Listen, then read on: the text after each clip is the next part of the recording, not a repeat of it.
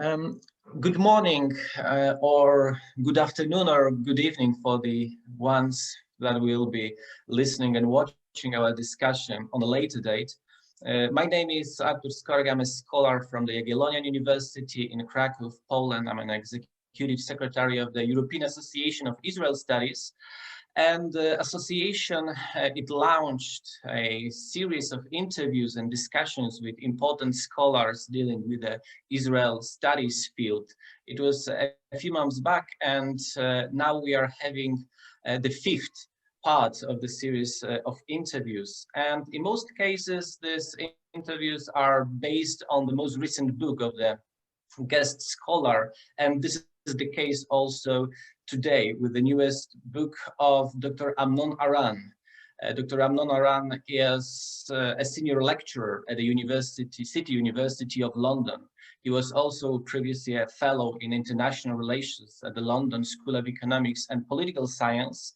And he's a renowned scholar dealing with Middle Eastern studies, international relations in the Middle East, also into more theoretical field of international relations, concentrating on the foreign policy analysis. But outside of the scholarly work, he's also an active actor in the public debate on the Middle Eastern affairs in media. He also contributed to many policy-making forums in Britain and in Europe. And that is why I'm really thrilled that we are hosting Dr. Aran today virtually at the European Association of Israel Studies. I'm looking forward to the discussion in the following minutes. So Dr. Aran, really thank you that you accepted our invitation. I'm really grateful that you are here with us. Thank you. It's a pleasure to be here, and thank you very much for organizing the interview. I'm looking forward to it as well. Great. As I said, the discussion here will be mostly about your most recent book, The Foreign Policy of Israel After the End of the Cold War. It's a very new book, and I enjoyed the lecture immensely. I think it's an important contribution to the Israeli studies, and it merges your two interests, the Middle Eastern affairs and this theoretical field of the foreign policy analysis. And I would say that it's important both because it can be treated as a handbook to the students of Middle Eastern affairs, the PhD students, because it provides the chronology, the periodization, it explains the dynamics of the foreign policy of Israel. But at the same time, it is a research work per se. You employ the analytical framework to deal with the case study. You provide a fresh new perspective of the relations of Israel and its partners.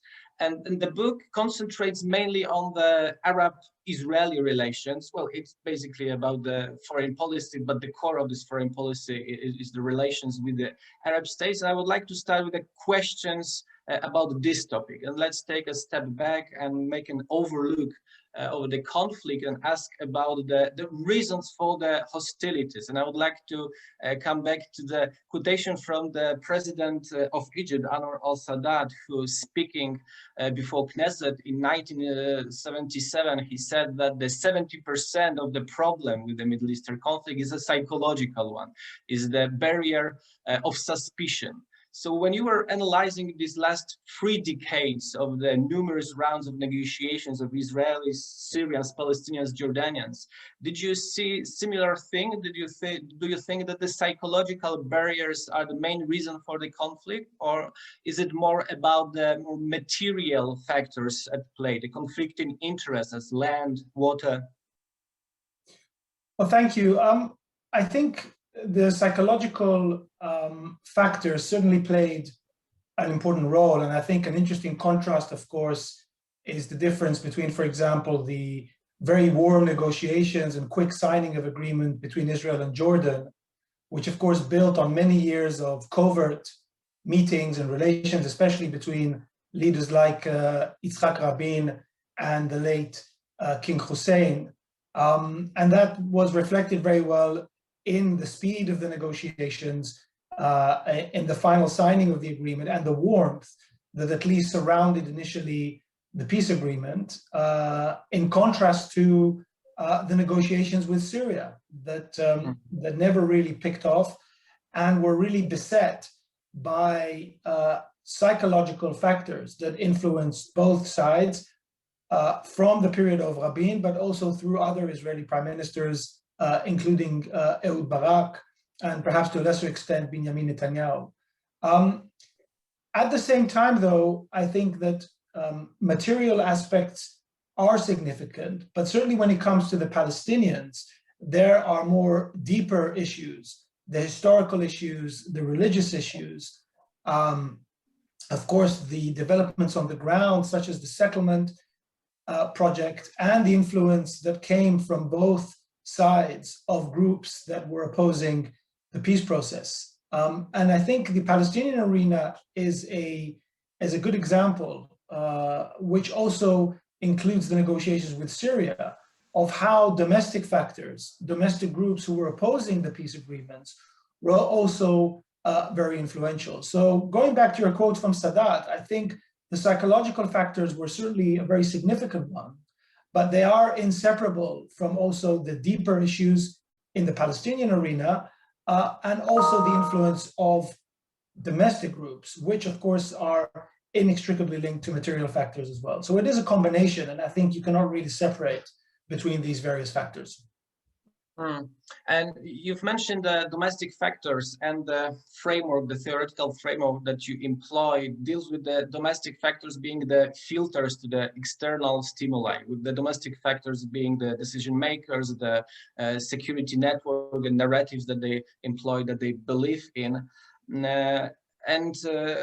Looking at nowadays foreign policy of Israel, how would you balance the relation between the external stimuli and the domestic factors? Are the filters strong enough to withstand the pressure from the international system? For example, could you imagine the US policy or EU foreign policies pressuring Israel to changing significantly its foreign policies, or these filters are strong enough to withstand this pressure? So I think the way these filters work is not only about withstanding or not, but about interpreting what the international actors are doing and what is the significance for Israel. And you can take two contrasting examples, which are directly connected to the relationship with the United States. Prime Minister Yitzhak Rabin was a strong believer in the relationship with the United States, but very importantly, he really believed that this was the key for Israel's survival in the region, and that Israel could not have reached the point it had without strong support from the United States. And therefore, a staple of Rabin's policy was always to have very good and strong relations with the US, and to have very amicable relationships with the current administration. Interestingly, Ariel Sharon, who of course came to power later, learned from his own experience what it meant to be in a tension with the US administration. And when he came to power, again, adopted an approach of coordination and a very strong alliance and alignment with the United States. And you can contrast that with the actions of prime ministers like Yitzhak Shamir, who really went to the brink with the United States, famously.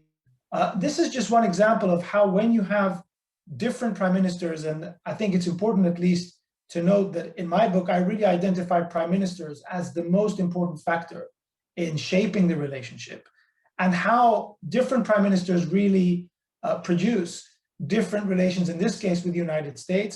But of course, you can go and see that throughout the spectrum of Israel's foreign policies. The Palestinians is another good example, and the contrast between prime ministers like Shamir and Netanyahu on the one hand, or prime ministers like Ehud Olmert, Ehud Barak, and Yitzhak Rabin on the other hand. The Palestinians are still the Palestinians, but different Israeli leaders see their actions, interpret them in a very different way. And so does the security network too. Yeah, right. And you wrote about the periodization of the foreign policy of Israel, and you stick to the prime minister. So you started with the entrenchment policy of Yitzhak Shamir. Then we have the engagement, the honeymoon of hope, the Oslo Accords, and Yitzhak Rabin and Shimon Peres. But let's start from the entrenchment. So I would say the policy that is embedded in the writings of the revisionist Zionists from the interwar period, and this iron wall against the Arabs policy. So Israel has to hit them hard, so they learn that Israel is here to stay in the Middle East. So this policy of entrenchment of Israel must survive by the sword. Do you think that it was successful when you look, for example, at the Egyptian-Israeli accords, or maybe the wave of normalizations of the recent months with the Bahrain, United Arab Emirates, Sudan, or Morocco signing accords with Israel? Well, there is a big question also of the Saudi Arabia and maybe future decision on the normalization. Do you think that the reason for this change is the policy of entrenchment, the hardline policies of the right-wing governments? So I think it's a very good question, and I think the two cases that you mentioned are different. So I think Egypt, of course, the agreement with Egypt launched what I called in the book Israel's foreign policy of engagement. And what that means is that Israel is willing to make peace in return and return land to an Arab state, so effectively a land for peace formula. It then, of course, changes the premium of relations from a military engagement to diplomacy. And in the case of the Palestinians, of course, but even in the discussions with Egypt, there is an intention to roll back at least the Israeli occupation. And even in the negotiations with Egypt, in the Camp David Accords, there was an issue of Palestinian autonomy that was included, but was never fulfilled. And of course, the relationship and the peace accord with Egypt then became the template for future negotiations with Syria, with the Palestinians, and to a far lesser extent with Jordan, because the issue of land was basically non-existent there. So when we look at this foreign policy, we see actually a very strong success in the case of Egypt.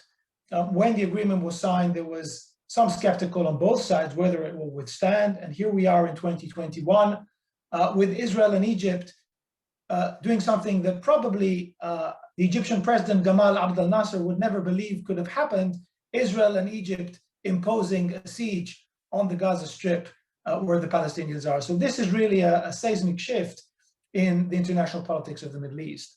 Now, when we move to entrenchment, I think certainly the recent agreements that were signed, the Abraham Accords and the subsequent agreements with Morocco and Sudan, show the potential of entrenchment. And that means that Israel basically signs peace for peace, not land for peace. It still keeps the option of the iron wall, that means the iron wall of military strength, intact. And the Palestinians remain under occupation. Their situation doesn't change. And of course, on one level, Mr. Netanyahu showed that this foreign policy approach does have potential as long as you have a strong American backer that can provide various Arab states with the things that they need from a peace agreement, even though it doesn't relate to Israel directly. The question, of course, that arises is whether this foreign policy of entrenchment is sustainable in the long run. And this is, I think, is the big question. Sustainable on two levels. First of all, will the Arab and Israeli elites that signed the agreement remain in power? That still is yet to be seen. And because these agreements do not have yet the popular support in the broader Arab world in the same degree that they have in the elites, that's, of course, an important question. And the second level is whether Israel's occupation of the Palestinians, again, in the longer run, at the moment in the West Bank, is sustainable. And those are two big question marks that still hover above Israel's entrenchment foreign policy position. Okay, right.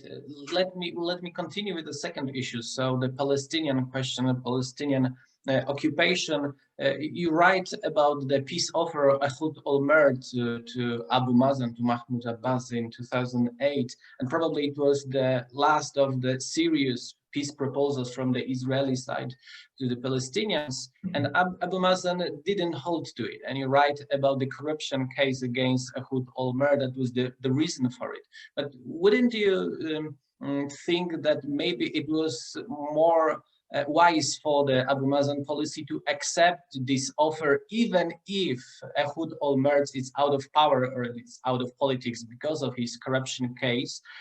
Well, we have the public offer from the Israeli side accepted, with reneging of the Israeli side on the control of Holy Basin, all the border presence in the Jordan Valley. So it's a good starting point for the Palestinians for the future negotiations with the other prime ministers of Israel. Was it a good opportunity for the Palestinians that was lost, or not really?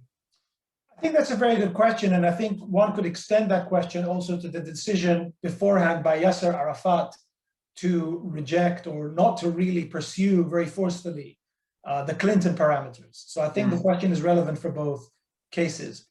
And I think the question is also related to a much deeper question about whether there is a Palestinian partner for peace or not. And my view is that, in fact, one can very much understand why the Palestinians rejected both proposals at the time.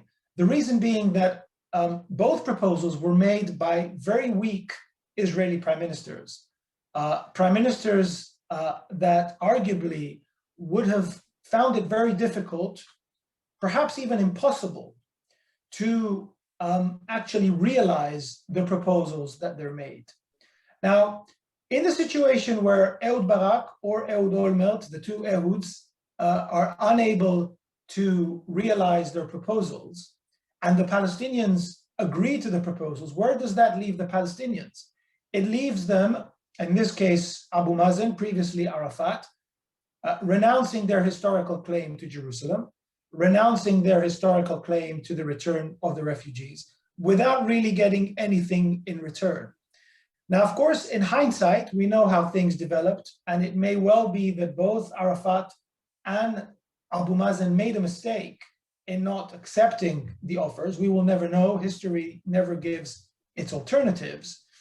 But I think if we try to put ourselves in their place at that political moment, it is understandable why they themselves could not see themselves sign on the dotted line, because the option of actually the Israeli prime minister implementing the offer was very, very questionable. So they would have found themselves in a situation where they had effectively renounced or given up or relinquished historical rights only to get nothing in return. And I think that was the line of thinking that guided Arafat. That was the line of thinking that guided Abu Mazen. It may have been a wrong decision, but I think that concluding from that there is no Palestinian partner is wrong and also superficial. Okay, right. And let me get back to this main thread of your book, this periodization of the entrenchment, engagement, and unilateralism foreign policies of Israel. You've talked about the entrenchment. Engagement would be the Palestinian-Israeli peace process of the 90s, then the unilateral policies of Kadima. But we have 12 years of the long premiership of Benjamin Netanyahu now. Actually, I think on the 1st of April, that will be the start of the 13th year of Netanyahu, if he is still in power after the elections. And would you say that it's just coming back to the entrenchment, or is the mix of entrenchment and unilateralist policies, or are there any good traits to the foreign policy? How would you label the foreign policies of Benjamin Netanyahu governments? So I think Benjamin Netanyahu and his governments, since the first time he came to power in 1996, and certainly since he returned to power in 2009, Netanyahu is almost the quintessential entrencher.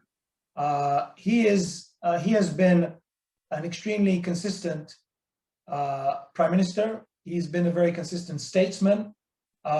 Various people disagree with his policies, but the continuities in his approach are much greater than the discontinuities. It is true that sometimes Netanyahu deviates on tactical matters. So, for example, in his first prime ministership, he signed the Hebron Agreement. It was really the first time that a Likud government and the Likud was willing to exchange, to some extent, land for peace, or at least sign on giving up parts of the West Bank. But very quickly afterwards, he reneged on his commitments.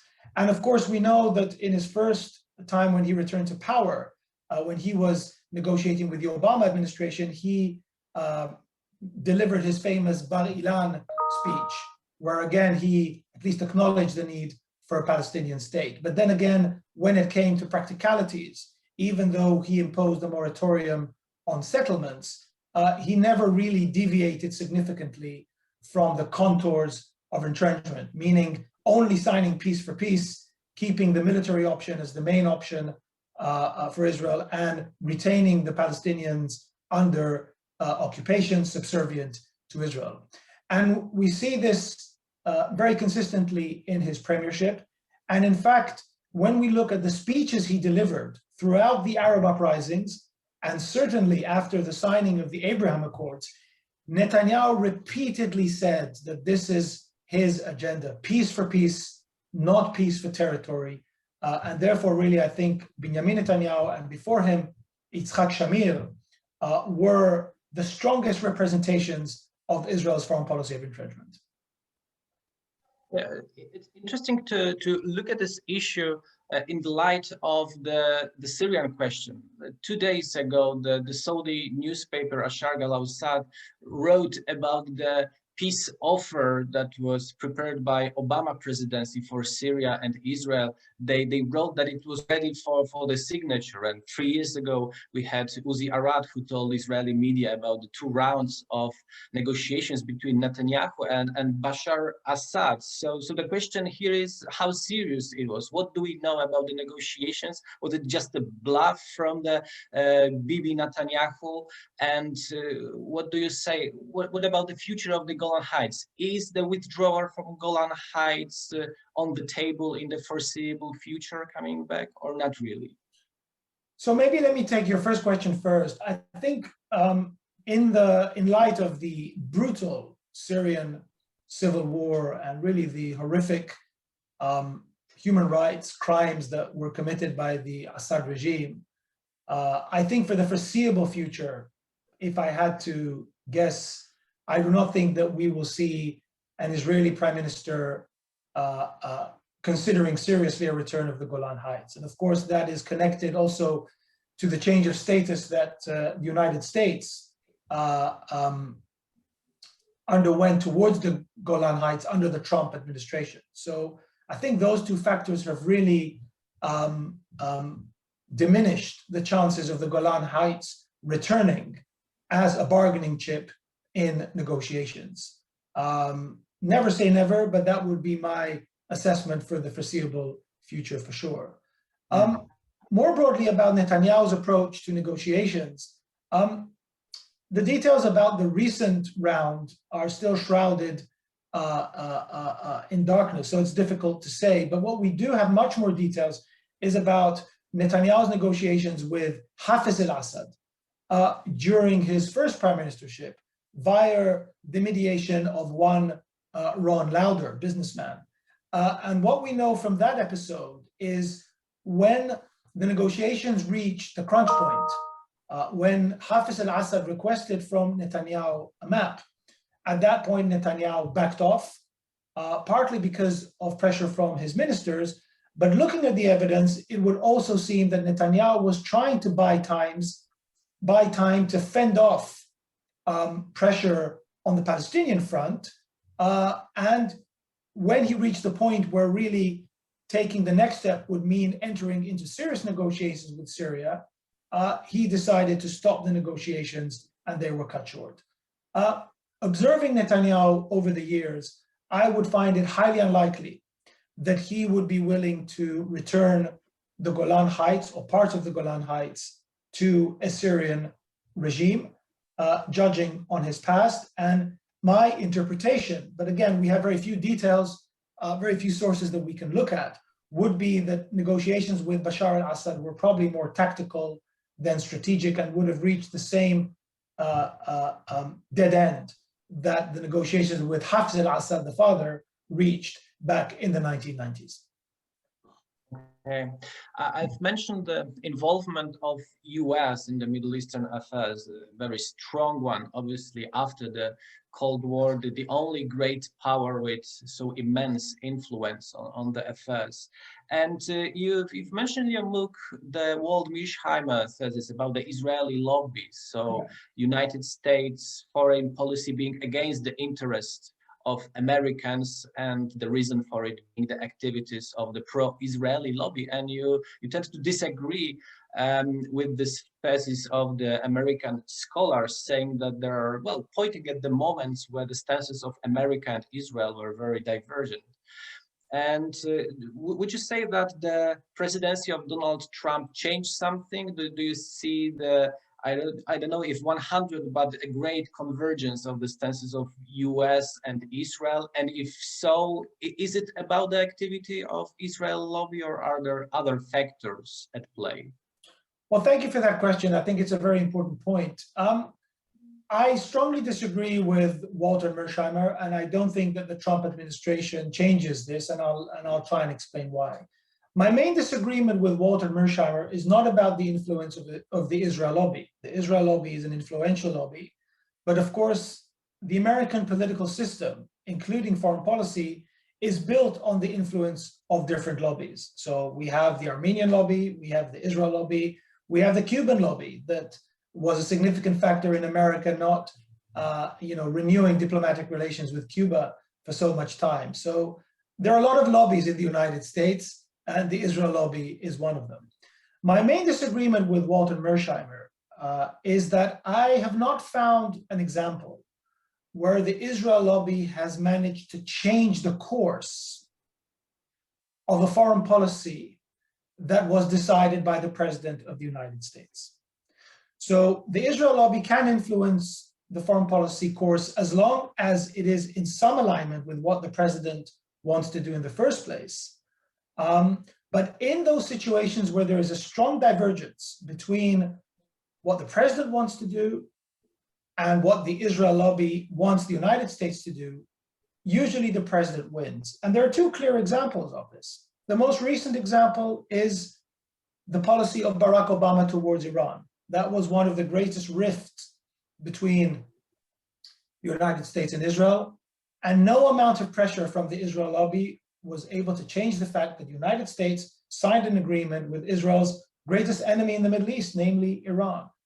Prior to that, of course, we have the example of George Bush Sr., who went completely against the course of Yitzhak Shamir and his settlement project. And when the two came to a head, George Bush Sr. won, and won in the confrontation surrounding the loans crisis, and indeed was a factor in Yitzhak Shamir losing the election. Going back to Trump, his administration had a very different strategic outlook towards the Middle East than Obama's, which actually aligned with Israel. The Trump administration was close allies with Saudi Arabia, close allies with Israel, and effectively departed from Obama's stance. Trump, in contrast to Obama, went back to the US's traditional allies in the Middle East, Israel and Saudi Arabia especially.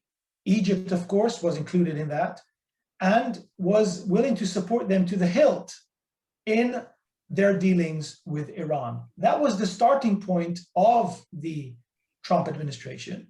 And of course, on top of that, that suited Trump's domestic agenda, his close ties with the evangelical Christians and other Israel supporters in the United States. So in other words, the Israel lobby did not have to work very hard to get Trump's support. There was an alignment between the domestic agenda of the Trump administration, the external outlook into the Middle East, and of course that resulted in what many did not expect, namely the Abraham Accords and the subsequent accords between Israel and Sudan and Israel and Morocco.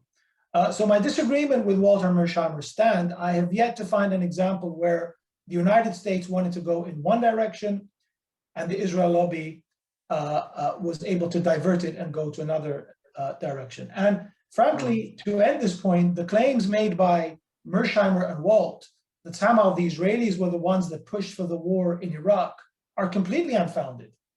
The Americans decided on the war beforehand, and as one Israeli minister told me in an interview, Israel was not going to dissuade the United States from attacking Saddam Hussein, but it certainly was not the one that pushed for it in the first place. Continuing with the American-Israeli relations, at the same time you wrote that the relations are not eternal and forever, and probably it might be surprising for the ones who are seeing the half of century of closer and closer relations and cooperation between the two states. But do you see any manifestations of the coming change in the relations? Do you see the alliance, the informal but close alliance disentanglement in the near future? Do you think that Joe Biden make any change in the relations between Israel and America? Maybe not in comparison with Donald Trump's policies, because it would be easier, but comparing the policy of Biden and Clinton or Bush. So what I see are some cracks. And I think it is very much dependent or up to the politicians on both sides and the leaders, especially in the case of Israel, the future prime minister, and in the case of the United States, the current president, Joe Biden, and his administration. It's very much up to them to decide what they're going to do about these cracks. The main crack that I see, of course, relates to Israel's relations with the Democratic Party. It started under the Obama administration. The confrontation by Benjamin Netanyahu around the Iranian issue was unprecedented in US-Israeli relations, certainly since the strategic alliance was set in stone. Perhaps not unprecedented, but very, very forceful, very forceful indeed, certainly on top and in line with Yitzhak Shamir's stance on the settlement, to take another example, or Menachem Begin's decision to annex the Golan Heights. And of course, the United States and Israel were able to mend the fences and carry on. But one crack, I think, is that political rift between the Israeli government and the Democratic Party.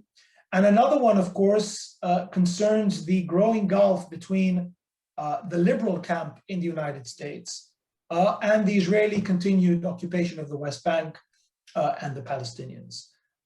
This has been a point that has been a divergent point between liberals, but also between parts of the Jewish community in the United States and Israel. Certainly, if you look at the current generations of young Americans, again, liberal Americans, they would feel less identified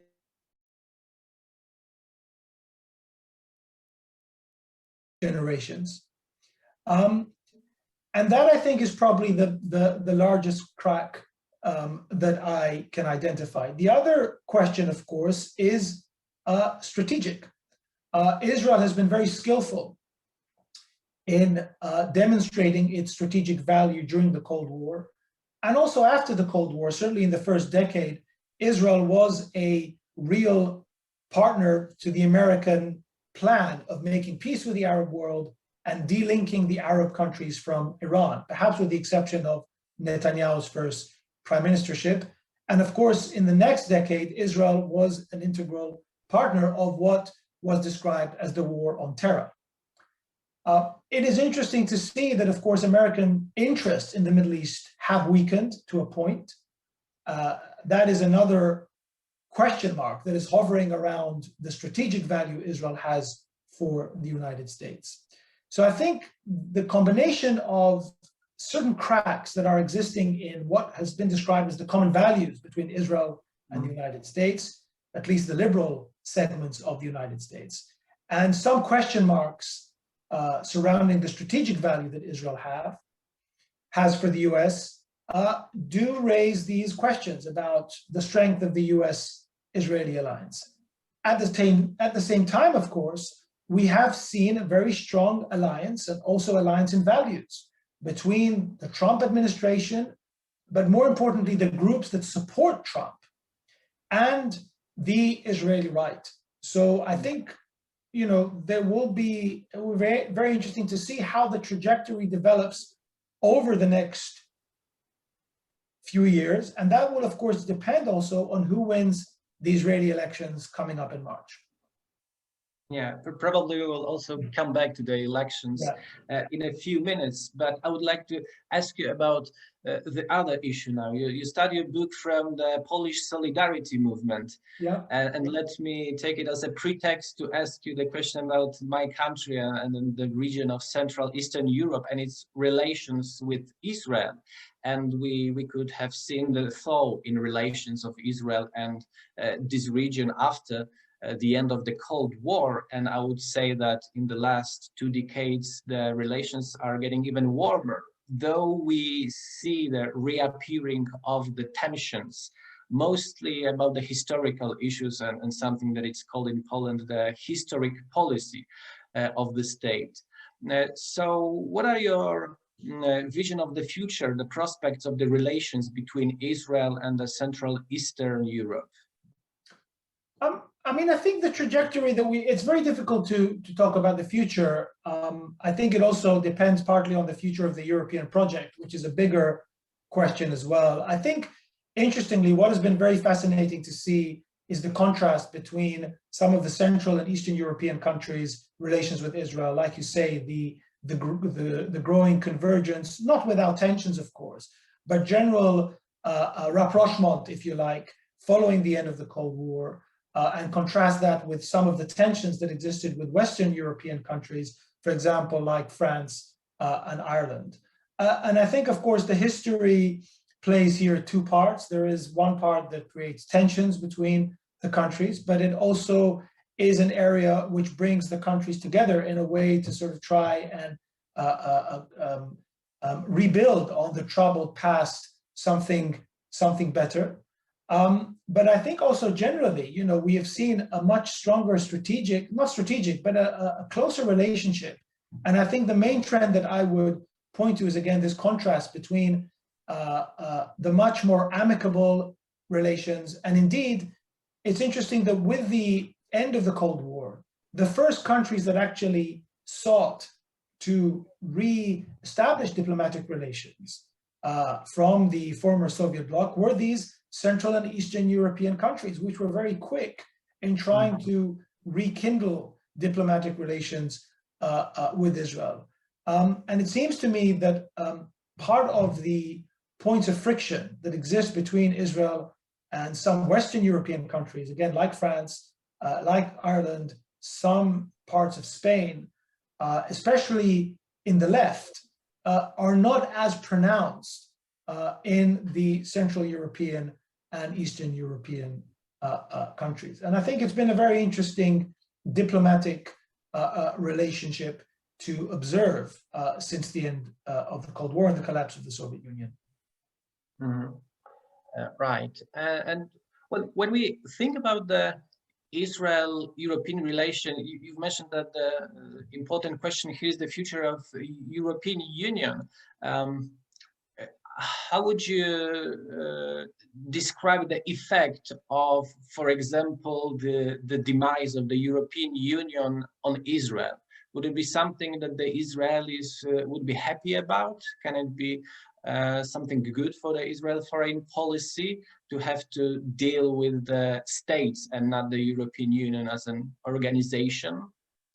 It's an interesting question. I mean, I think, again, we can't really look forward and see whether the European project is in demise or not. But what is interesting is that Israel has had a very consistent foreign policy towards the European, well, first it was, of course, the European Economic Community, which then expanded and became into what we know today as the European Union. There's been a very interesting divergence between the very clear trajectory of growing and deepening economic relations, which accelerated, of course, after the end of the Cold War, because Israel was able to leverage the peace process, not even peace agreements, but the very fact that Israel had a peace process with the Arab world was leveraged very skillfully by Israeli prime ministers to upgrade and change the trade relations and the trade agreements, importantly, that it had with Europe. And if we look, in hindsight, on the period from 1990, especially from 1995 up until now, we see a very clear trajectory of, as I said, expanding and deepening economic, scientific, and even social relations between Israel and the EU as a bloc. And this is partly also because when it comes to Israel, and this goes back to your previous question, the EU is never unified in its position. There are some countries that are more critical of Israel. Other countries, you mentioned Central and Eastern European countries, and of course Germany as well, has been historically quite supportive of Israel. So when it comes to a policy towards Israel, usually there is a compromise between the countries that support, the countries that oppose. And if there's criticism, it's usually rhetorical. There isn't, the EU has never really taken any firm action. And in the economic level, relationships have gone from strength to strength. If you look at the volume of exports, imports, exchanges, and so on. This is contrasted by the image, at least, that exists in Israel, partly, of the EU being a hostile entity to Israel, which actually is not substantiated if you look at the record. And there is also, of course, a strong and influential part of the Israeli elite, economic elite, but also intellectuals, universities, scientists that are very committed to a strong and close relationship with Europe. So I think Israel has actually managed to benefit quite a bit from managing its relations with Europe carefully and very skillfully leveraging any progress in peace to making progress with Europe as well. Since, of course, the recent development, the eruption of the Arab uprisings, the horrors that we have seen in Yemen, in Syria, and of course, more recently, the pandemic, the European magnifying glass on Israel has been shifted to other places. So at the moment, I think Israeli foreign policy makers are less concerned with Europe than, let's say, some of the Likud prime ministers were during the 90s and the 2000s. And I think this parallel path of some political tensions alongside a clear scientific, economic, and social deepening and expanding of relations is what we're likely to see. Let me come back to Benjamin Netanyahu, and we all know the success propaganda, Mr. Security, the economic development for the last decade, now the successes with the vaccination campaign. And you, on the other hand, write about the Napoleon Bonapartist comparison to Netanyahu, and you wrote about this calamitous Russian campaign of Napoleon Bonaparte that was preceded by the triumphs. Do you see these manifestations of the future collapse of the foreign policy of Israel under Netanyahu now?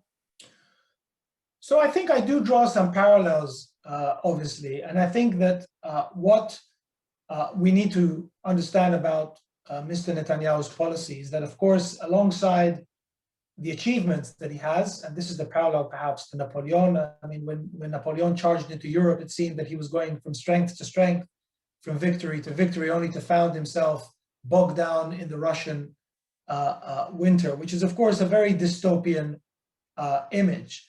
So alongside Netanyahu's success, I think there are some very significant vulnerabilities that have not been registered, of course, by the prime minister, but also by his critics in Israel. The first, of course, is the question of the Palestinians. Israel is still an occupying power, and very importantly, any further occupation of the Palestinians poses an existential threat to Israel existing as a democracy and as a Jewish state. And this is an unescapable truth. It can be pushed to the margins, it can be denied, but it is a fact. There are millions of Palestinians who don't have rights, who are in the West Bank. There is, of course, the question of the Gaza Strip as well, and Palestinian Israelis. And Mr. Netanyahu's policies do not address this fundamental political and human issue. That is one vulnerability and one deep problem with Mr. Netanyahu's policies. The other problem, of course, is actually a policy that Mr. Netanyahu likes to boast about, his foreign policy towards Iran. But if we look more closely again, under Mr. Netanyahu's watch, Iran has come more closer to Israel. It has established a firm presence in Syria, although the Israelis are attacking Iranian targets from time to time, but the trajectory is about an Iranian presence in Syria, not an Iranian retreat. And of course, Russia is ever more present on the Israeli doorstep than it has been since the end of the Cold War. If you add to that what we talked about before, the potential cracks with the United States, then one can only conclude that Israel's foreign policy does have major vulnerabilities. And if they are not attended to, if they are not addressed, these vulnerabilities pose major threat to Israel. And this is not only something that I argue. If we look at the statements made by the key Israeli security chiefs in the last decades, people like former Defense Minister Ehud Barak, former Prime Minister and Chief of Staff, of course, the late head of Mossad, Mr. Meir Dagan, the head or former head of the Israeli Shin Bet, Yuval Diskin. The list is very long. They have all identified the same vulnerabilities that I have and expressed it very vocally with regards to Mr. Netanyahu's policy. So Mr. Netanyahu, I think, is projecting an image of unparalleled strength, unparalleled success. But the truth of the matter is that the foundations of Israeli foreign policy are less strong than he presents them to be. Okay, and in this said light, please let me ask you the last questions about the future of the, well, once again, the question about the future, so not an easy one, about the future of the Middle Eastern peace process. And we've seen the political change in the US. We have in 3 weeks elections coming in Israel. Perhaps we will have elections also on the Palestinian territories. Do you see it more as more challenges and threats, or there is an opportunity for the peace negotiations between Palestinians and Israelis? I think we're at the moment actually at a major point of the future being very unclear, but even more than that, the present being a bit unclear. I think what will be very interesting to look and to look out for in the future Palestinian elections to start with is actually which segment of Palestinian politics will make gains and which will make which will actually incur losses. We haven't had a Palestinian election since 2006. And these upcoming elections, which one hopes and can assume which will be free and fair elections as the 2006 were, will provide us a very strong reflection of Palestinian society and politics. And I think we need to wait and see what will be the result. First of all, to try and see how political processes, social processes that have been taking place in Palestinian politics, society, and economics, and of course the international standing of Palestinians in the last decades will reflect themselves in the results. When we look at Israel, of course, what is very striking is that the Palestinian issue is not on the agenda in the current elections. It's simply not there. You will not find one party, maybe with the exception of Meretz, the left-wing liberal Zionist party, and maybe what is left from the Labour Party under Merav Michaeli's leadership.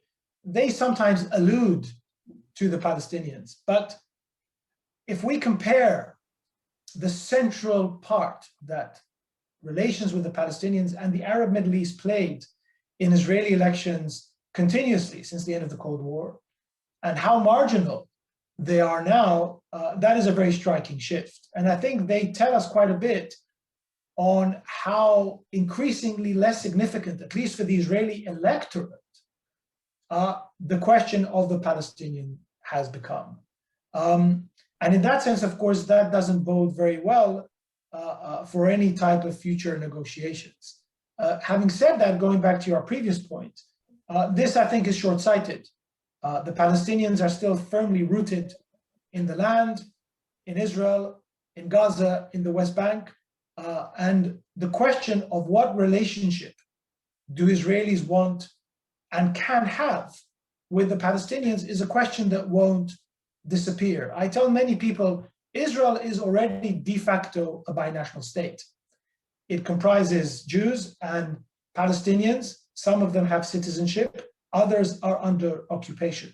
The big question for Israelis for the future is how they wish to manage their relationship with the Palestinians. Will it remain a binational state which will become deeper and more difficult to disentangle, or whether they want to go back and pursue a different path? I think these questions will still remain in the air, and I'm not sure we'll get the answer in the next elections, but maybe they'll give us a bit of a hint about where things are going to.